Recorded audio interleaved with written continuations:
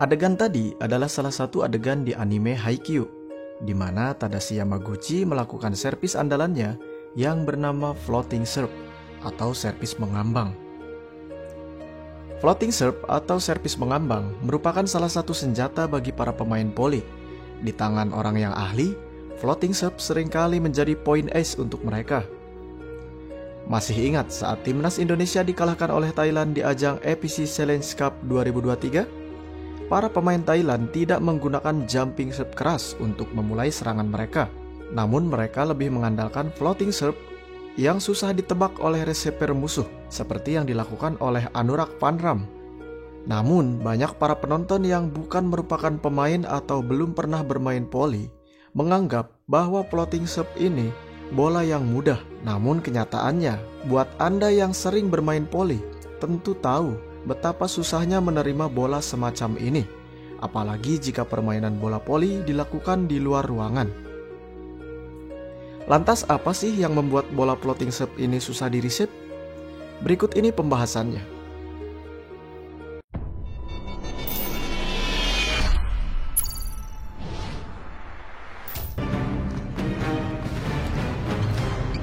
Ace. What a time to ace. Dalam olahraga bola voli, terdapat beberapa jenis servis yang berbeda.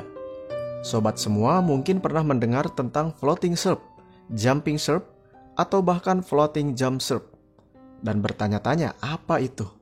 Khususnya bagi Anda yang baru mengikuti voli belakangan ini, tentu Anda penasaran dengan beberapa jenis servis semacam ini. Di dalam permainan bola voli juga, servis dan serangan yang paling umum digunakan adalah pukulan top spin dan jumping servis yang keras, di mana bola akan berputar cepat melalui udara dengan kecepatan penuh dan kekuatan yang sangat besar. Tetapi arahnya biasanya mudah ditebak oleh para receiver lawan. Namun, berbeda dengan jumping serve atau top spin serve, bola hasil floating serve biasanya sulit diprediksi arahnya oleh lawan. Yang membuat servis float sulit diterima oleh lawan adalah arah bola yang tidak pasti. Ketika servis floater dilakukan dengan sangat baik, bola dapat menari atau bergerak secara tidak beraturan di udara, dan bisa saja jatuh dengan tiba-tiba. Namun kadang-kadang bola akan melayang keluar lapangan atau bahkan langsung mati dan jatuh tepat setelah melewati net. Hal ini mirip dengan tendangan knuckleball ala Cristiano Ronaldo maupun Juninho Pernambucano di sepak bola. Bola hasil tendangan mereka akan melayang di udara tanpa putaran dan tiba-tiba saja berubah arah, bahkan semakin kencang ketika akan menuki ke bawah, sehingga sangat menyulitkan kiper untuk menangkapnya. Bola-bola semacam ini memang sulit untuk diduga arah bolanya. Lalu apa sih yang membuat arah floating serve ini tidak konstan? Jadi, yang membuat servis floater tidak terduga adalah adanya hukum fisika yang terlibat di dalamnya. Kita mengetahui bahwa hampir di setiap tempat ada aliran udara yang mempengaruhi bola, dan semakin kencang angin di dalam gedung, maka akan semakin besar kemungkinan servis float akan menyulitkan lawan Anda. Ketika Anda melakukan servis dengan bola yang diam atau tanpa putaran sama sekali, udara di dalam bola secara tiba-tiba menjadi padat ketika dipukul saat melakukan servis. Dan ketika bola bergerak melalui udara, secara alami, udara yang ada di dalam bola akan bergeser karena bola dengan cepat menyesuaikan diri dengan bentuk bola yang bulat secara alami. Hal ini membuat bola sangat rentan terhadap pengaruh dari arus udara di luar atau di sekitarnya. Setelah ada arus udara di sekitar bola, arus tersebut akan berpengaruh besar karena bola saat itu tidak memiliki putaran yang kuat dalam arah tertentu. Hal inilah yang membuatnya sangat tidak terduga. Bahkan bagi pemain yang melakukan servis sekalipun, tidak akan pernah tahu kemana bola itu akan mendarat.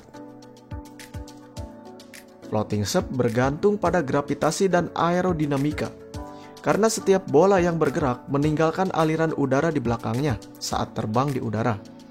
Gesekan udara yang tidak terhindarkan tersebut membuat bola akhirnya melambat. Lintasan berbagai bola olahraga dipengaruhi tidak hanya oleh diameter dan kecepatannya, tetapi juga oleh ketidaksempurnaan kecil pada permukaannya. Misalnya, pada bola golf memiliki cekungan, sedangkan bola bisbol memiliki jahitan dalam pola 8 angka.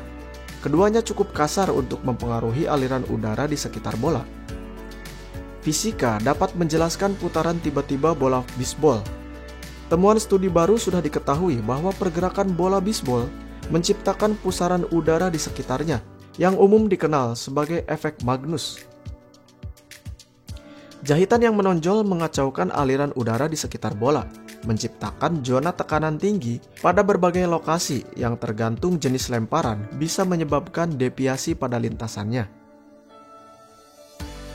Cekungan pada bola golf mengurangi hambatan aliran dengan menciptakan lapisan udara yang berputar, sedangkan putaran bola menciptakan daya angkat dengan menciptakan area tekanan udara yang lebih tinggi di bagian bawah bola daripada bagian atasnya.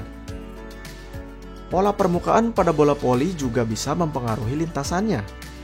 Sejumlah penelitian sebelumnya telah mengkaji aerodinamika bola-bola olahraga seperti bola golf, kriket, tenis, bisbol, rugby, dan sepak bola.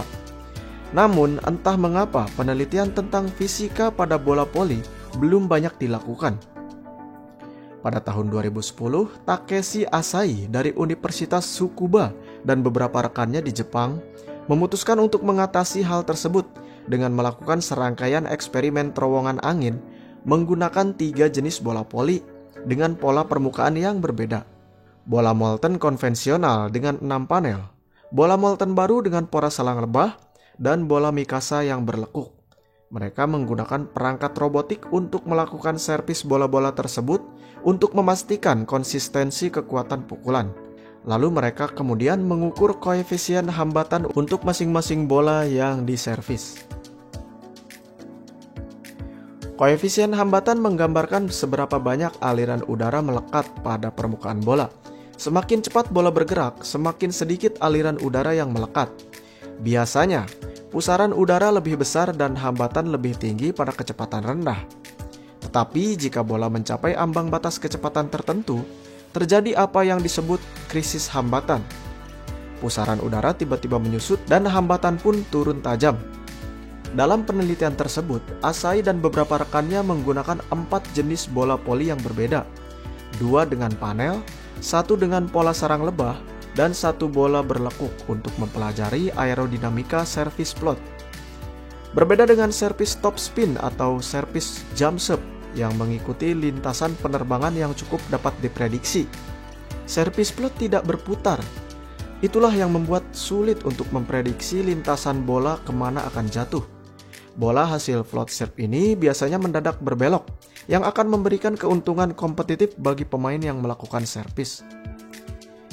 Pada penelitian tersebut, setiap bola diuji 30 kali untuk total 240 kali pengujian. Dan hasilnya, bola dengan panel memiliki ambang batas kecepatan kritis yang tertinggi, menghasilkan pola penerbangan yang tidak terduga. Bola dengan pola sarang lebah memiliki ambang batas yang jauh lebih rendah, sedangkan pola berlekuk pada bola mikasa meningkatkan ambang batasnya.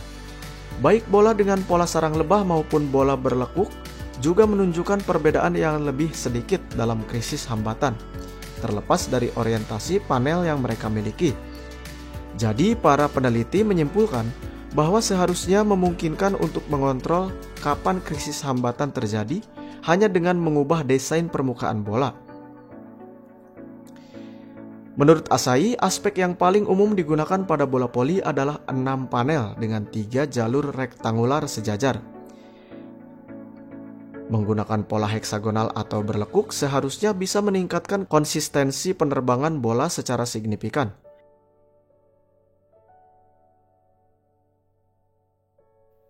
Nah, lantas bagaimana sih cara melakukan floating serve ini? Untuk melakukan floating serve, Anda akan memulainya dengan berdiri menghadap net dengan kaki sedikit direnggangkan, dan kaki yang tidak dominan ada di depan. Sebagian besar berat badan Anda harus berada di kaki belakang. Lalu Anda memulai dengan bola di tangan yang tidak dominan, dan sedikit tips dengan meletakkan lubang pentil bola di telapak tangan Anda. Lalu angkat bola lurus ke atas, dan jangan melemparkannya terlalu tinggi ke udara. Anda hanya perlu mengangkatnya tepat di depan wajah Anda atau sekitar 30 hingga 40 cm di atas tangan yang melemparkan. Usahakan lemparan bola sejajar dengan kepala Anda. Jadi, bola akan berada di depan bahu ayun Anda dan Anda harus memukul bola dengan telapak tangan yang tidak terlalu terbuka ketika menyentuh bola, dengan pukulan tepat di bagian tengah belakang bola. Hal ini akan memberikan efek melayang dan tidak berputar pada bola. Servis float yang baik akan memiliki lintasan yang datar, bukan berbentuk parabol seperti halnya jumping serve. Semakin lembut Anda memukul bola, semakin tidak terduga hasilnya. Floating serve juga bisa digunakan dengan lompatan, seperti yang dilakukan oleh kebanyakan pemain dunia ketika melakukan floating serve. Dengan jump floater, Anda tetap harus membatasi ketinggian lemparan dan kekerasan ayunan. Dan ingat, jangan memukul bola dengan telapak tangan tertutup atau menggerakkan pergelangan tangan. Cukup pukul bola dengan kekuatan sedang dan telapak tangan sedikit terbuka agar menciptakan efek pop, sehingga menciptakan gerakan yang tidak terduga pada bola dan efek melayang. Baik, itulah sedikit penjelasan tentang floating service yang saat ini menjadi senjata mematikan dalam bola voli. Tidak banyak memang orang yang memiliki spesialis floating yang sangat sempurna. Mungkin Anda bisa melihat video-video di YouTube banyak para pemain bola voli dunia yang melakukan floating service ini, dan Anda bisa mempelajari gerakan mereka untuk digunakan ketika Anda bermain voli. Oke, jangan lupa untuk subscribe dan bagikan video ini agar kami semakin bersemangat membuat konten menarik lainnya. Baik, salam bola voli, salam Polinesia.